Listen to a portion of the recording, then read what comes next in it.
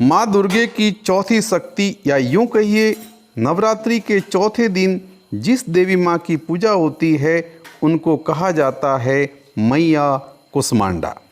कुष्मांडा देवी को आदि शक्ति के रूप में भी जाना जाता है और इसका मूल कारण है कि जब इस सृष्टि के अंदर चारों ओर अंधकार छाया हुआ था, ऐसी स्थिति के अंदर सृष्टि में स्वयंभू के रूप में प्रकट मैया आदि शक्ति ने अपनी मंद मंद हल्की हल्की हंसी के द्वारा ब्रह्मांड को उत्पन्न किया और ब्रह्मांड को उत्पन्न करने के कारण इस देवी को इस सृष्टि की आदि स्वरूपा या आदि शक्ति देवी भी कहा जाता है।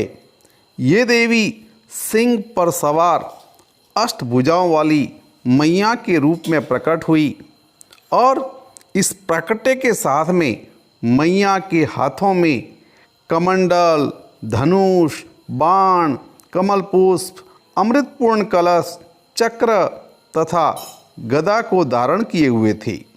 मैया के 8वें हाथों के अंदर रिद्धि और सिद्धि की निधियाँ देने वाली जप की माला थी, जिसको जपने से संसार के सारे सुख प्राप्त होते हैं। मैया दुख को हरने वाली है, कष्टों को हरने वाली है, व्याधियों को हरने वाली है। इस देवी का वाहन सिंह है और इन्हें कुमड़े की बलि लगती है। इसी कारण से मैया को कुष्मांड देवी के नाम से जाना जाता है।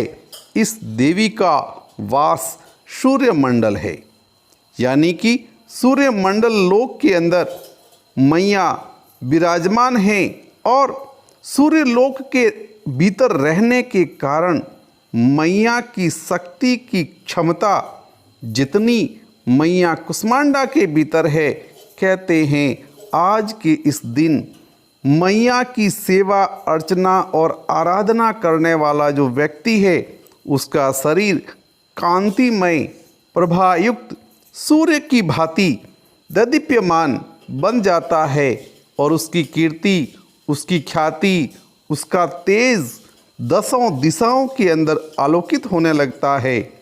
ब्रह्मांड की सभी वस्तुओं और प्राणियों के अंदर वो तेज व्याप्त होने लगता है।